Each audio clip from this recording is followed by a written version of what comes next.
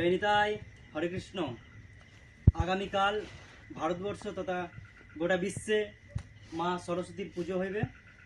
তাই সকল সনাতনীদের কাছে একটাই অনুরোধ আমাদের কমিটির পক্ষ থেকে, যেন কেউ কোনো রকমের নিশা ভাঙ করে মায়ের সামনে নাচানাচি করবেন না এবং ডিজে খারাপ গান বাজিয়ে নাচানাচি করবেন না। হরে কৃষ্ণ। আমাদের দশরথ বাবাজি আমাদের, তো উনি কিছু বলবেন এই সম্পর্কে। জয়কাল। আমি এক ক্ষুদ্র ভক্ত।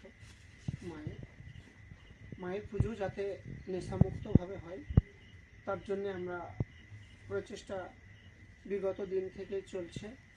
এবছরও ঠিক সেইভাবেই আমাদের হিন্দু সনাতন ধর্মীয় যে প্রকৃত মত, সেই মত অনুযায়ী মায়ের পুজো আমরা পাঠ করছি এবং তার সঙ্গে মায়ের যে পবিত্র শ্রীমদ্ ভাগবত গীতা